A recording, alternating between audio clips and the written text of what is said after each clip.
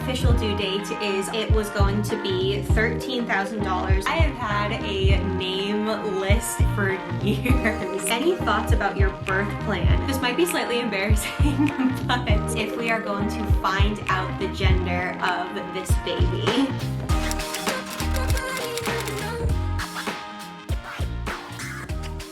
Hello everybody, welcome back to my channel. I hope you all are doing super duper well. And today, my friends, I thought it was about time to do a IVF pregnancy Q&A. I meant to do one earlier, but there were a few events that you guys have seen by now that have prolonged this Q&A, so I'm really excited to dive into these questions. I asked you guys over on Instagram if you had any questions regarding IVF pregnancy or IVF pregnancy altogether. So if you want to be part of things like this in the future, make sure to go follow me on Instagram. Don't forget to subscribe if you like videos like these or pregnancy vlogs or IVF content, all of the above. I will leave my infertility / IVF playlist link down below in case you guys are still in the thick of it and you want to binge those videos. But otherwise, I've pulled some very frequently asked questions, so we'll make sure to get into those. And then other than that, we will answer as many questions as possible today. So let's get into it. One of the questions that I got asked a lot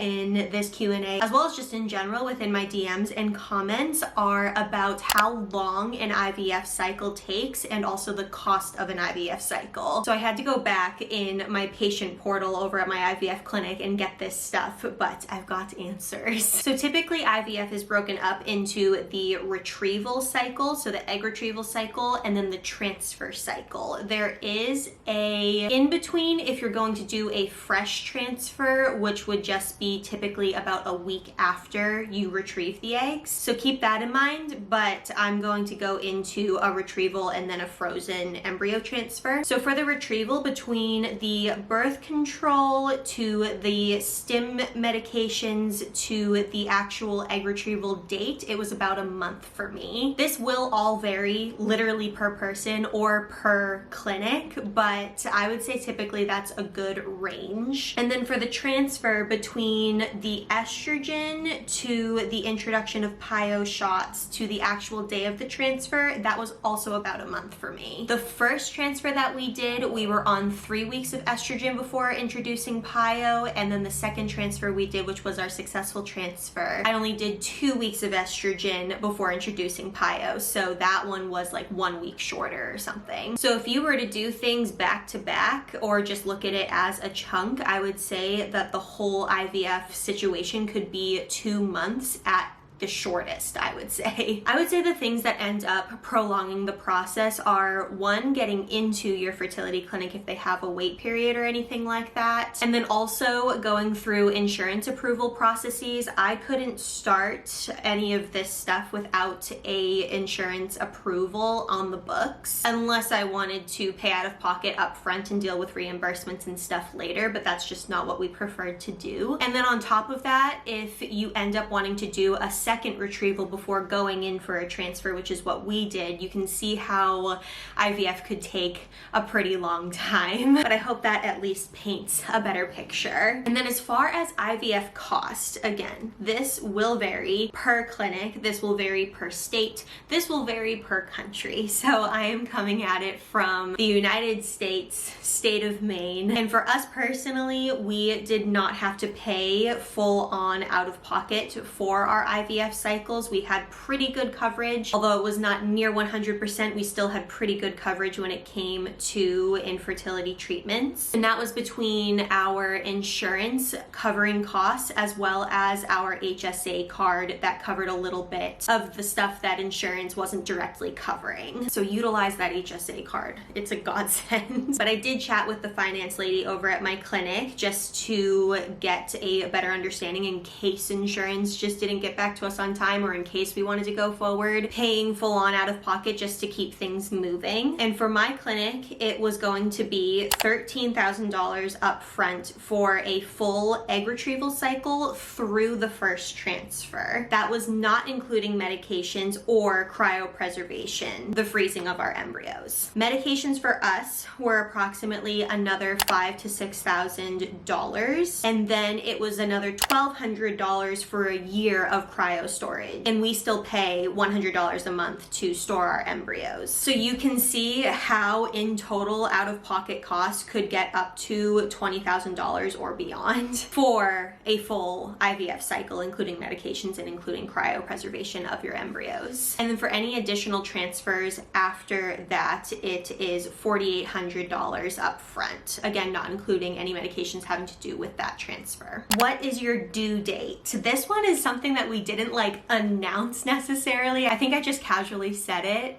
in like our 6-week appointment or something like that. But our official due date is October 25th of this year. So the baby is going to be on the cusp of Scorpio Libra. If they come on the 25th, or I think Libra, I think the cutoff is the 21st if I'm not mistaken. So if they come just like a few days earlier, they could be Libra. And if they come on the 25th, they're going to be a Scorpio. Overall, what was the hardest part for you? Oh my gosh. I'm assuming this person is talking about like IVF or infertility and things like that. I would say the hardest part of IVF for me was the overall fear of the unknown. Whether it was a procedure or going in for our consultation or starting medications, starting the injections. Like when I did not have the experience under my belt, it was so overwhelming and stressful and I was so afraid. But like I said, we ended up doing a second retrieval,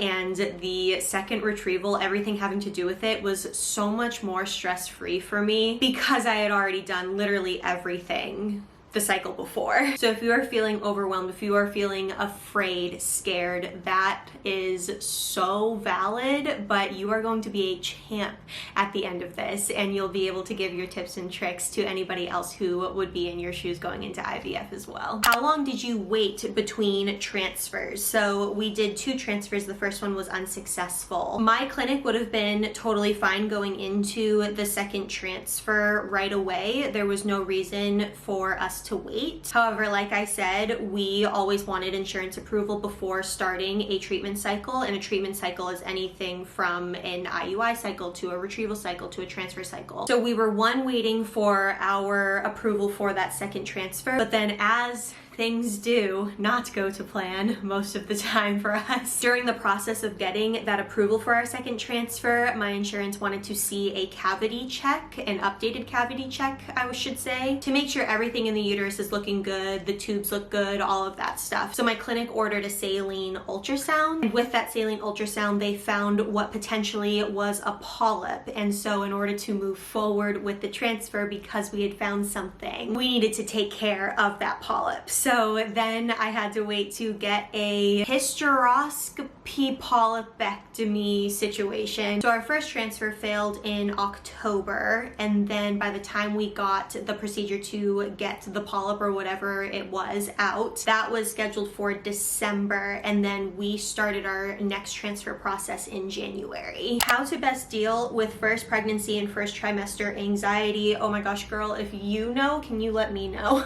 I don't know if this is a good thing or not, but I have always struggled with anxiety, and it definitely peaked earlier on in my 20s, I would say. And from those experiences, I've had to find ways of coping with anxiety just in my life, or different things that usually make anxiety worse for me. So I was already very familiar with the racing thoughts, the ruminating thoughts, the worst case scenario, the sleepless nights, all of that stuff. So unfortunately or fortunately, I was already very used to that, but I would say the number one thing that helps me is talking to Jack and telling him every time I start having ruminating or racing thoughts, because just being able to communicate and talk through them and have him bring me back down to earth and actually have a reality check is so incredibly valuable. Because if you've struggled with any sort of anxiety, you know that those thoughts are not rooted in reality, and that is the most important thing to keep in mind when you are struggling with anxiety. And so for me, within the first trimester, in those early weeks, all of those thoughts had to do with if baby was okay, if the next appointment was going to result in bad news, or my friend went through this, so I'm going to go through this too. And it was really, really difficult, especially when you have no sign if everything is really okay in there, you know? But to be able to be reminded that those thoughts are not rooted in my particular reality right now was was so helpful. So when you start having those racing thoughts, realize that yes, they do come from somewhere, but right now, where you are sitting right now currently, baby is okay, you are okay, and that is the current truth. What is the weirdest or funniest question or comment you've gotten about IVF? This is so funny. There have been so many. There's honestly a bunch, but the one that does come to mind, I was talking to somebody in our life and they were asking questions about IVF, which I could talk about for hours. I love when people are curious about IVF because I was not knowledgeable about this process at all before we started.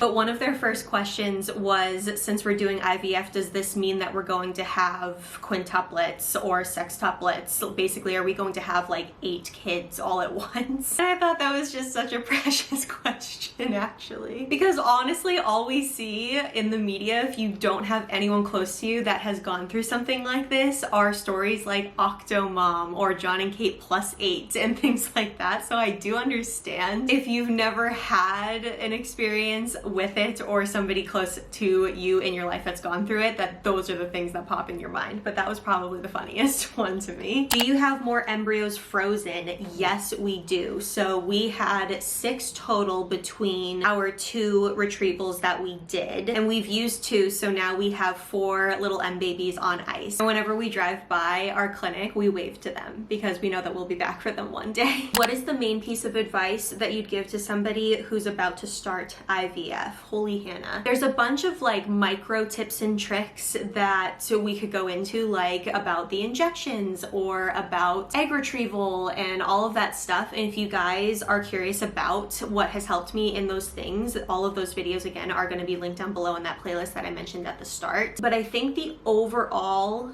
best piece of advice that I could give to my past self that did help me throughout my cycles was to never look at the process all at once, because that is incredibly overwhelming. It can be scary, it can be stressful, and as soon as I started just looking at literally everything as just one step at a time, it became so much less stressful, so much more digestible, and so much more doable. Because if you look at everything all at once, it's like, okay, we're gonna do this for 2 weeks, and then we're gonna take shots for this many nights, and then we're gonna introduce this shot at this time, and then we're gonna go in for a procedure, and it just is like, I feel myself stressed thinking about how much goes into it, just talking about it. But as soon as you start that birth control, or as soon as you start those stim medications, it is truly just one day at a time. And before you know it, you're gonna be onto your egg retrieval, and before you know it, you're gonna know how many M babies you have, and before you know it, you're going to be approved for a transfer cycle. And I promise it's so worth it. But don't look at everything all at once, okay? Just don't. Trust me, don't. You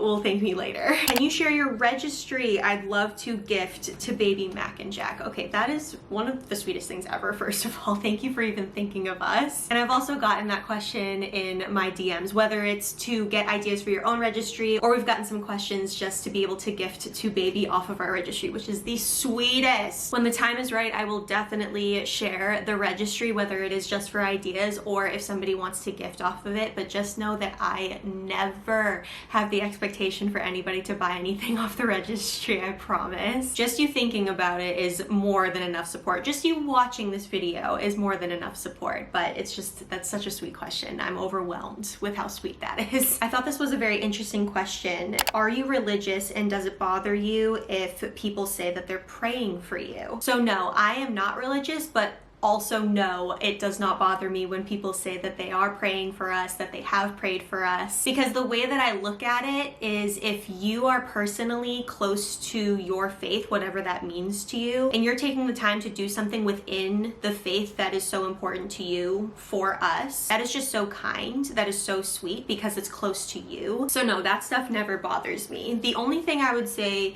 that is slightly bothersome is when people are like telling me to lean into God, or telling me to lean into their faith, as if I share the same, which I don't, almost under the assumption that that is what I should be doing or I should share in the exact same faith as other people, just because I never assume what other people believe in, and it never bothers me if they don't believe in the same things that I do, if that makes sense. Did you do ICSI? We did not do ICSI, and if you don't know what ICSI is, I don't know what it stands for, but it's when in the clinic they directly inject a sperm directly into the egg. And if you don't do ICSI, they just have the egg, and I think it's a bunch of sperm. Like, they just put a bunch of sperm around the egg within the same dish, and they fertilize that way. But in our case, with our test results, our lab results, etc., it wasn't recommended to us to do ICSI. But in a lot of cases, when there is male factor infertility and they want to make sure that they get the best sperm possible in order to get the highest fertilization rate possible, they'll probably recommend ICSI in that case. A common question is if we have any name ideas. And you guys, I have had a name list in my notes for years. This might be slightly embarrassing, but I think the names list in my phone started as a list for baby names for when I was playing The Sims and I would have babies in The Sims. But when our relationship started to get serious, when we got engaged, when we got married, that name list became more rooted in reality, I would say. But I always named my Sim babies like names that I would name my kids in real life anyway, so some of them actually stayed on there. Some of them did to this day. So at some point during this pregnancy, I'll be sure to do a video of baby names that we love but we won't be using. I love watching those videos. Any thoughts about your birth plan? That is a very valid question, although it's so weird to me to read that because I'm constantly just shocked that I am literally in my 21st week of pregnancy right now. Like, that is so crazy. And it's probably something I should start thinking about, isn't it? Honestly, knowing myself and knowing how I best manage my anxiety, especially going into medical situations, I don't think I'm going to get super specific about things because I just know how quickly things can change. And if I have my mind set on a very specific plan or very specific set of different things about the plan, I can see myself setting myself up for disappointment in that case. But currently, the number one most important thing is getting baby here safely and getting me through labor and delivery safely, and us exiting the hospital safe and healthy and alive and well. On top of that, I 1000% plan to get an epidural. I will take no shaming when it comes to that. And then the overall broader thing that I have thought about is how informed consent is a massive thing for me. If anybody is going to be doing anything on my body, on my baby's body, I want to know exactly what that is. I want to know that you're doing it, and I want to be properly informed of the risks and benefits of everything that they are doing on me and baby. That's going to be very important to me during the labor and delivery process. And for the last question of this Q&A, it was probably the most asked question in this Q&A, and it is if we are going to find out the gender of this baby. As I sit here today, we do not know the gender of our baby, which is actually kind of surprising to some people because I think when they hear IVF, they assume that we, just by doing IVF, know the gender, but that is not the case for us. We do not know the gender, and we didn't do any early blood tests to find out the gender of the baby. We had always planned to find out at the anatomy scan, and the current plan is not to find out in the scan itself, but to have them write it down on a piece of paper or print out a picture of the anatomy scan. And then Jack and I want to find out and know ourselves for a little bit before revealing it to literally anybody else on the planet. Because even though we've shared literally everything having to do with IVF, the little moments where we do have delays on telling other people big things like our positive pregnancy test, those weeks are just so precious and so intimate for us. So I can't wait to find out the gender just between us first. And then we're actually waiting until our baby shower to reveal the gender to anybody else. This decision more so came from the fact that our close friends and family are kind of dispersed everywhere, and the baby shower is what's going to bring a lot of people together. And since we do live kind of far apart, I didn't want to have a gender reveal party and a baby shower, like two separate events where people would have to get together. But I also didn't want those people just finding finding out through text message or through social media of what we're having, I think it would be really special to tell everybody all together. So we're gonna wait to tell anybody until the baby shower, and the baby shower right now is currently scheduled for August. But anyways, my friends, that is going to be it for today's Q&A. I hope you all enjoyed it. If you did, don't forget to hit the subscribe button if you haven't done so already, because I upload videos like these every single week. All of my socials are linked down below. Don't forget to give this video a big ol' thumbs up before you head out, and I will catch you in the next one, my friends. I'll see you later. Bye!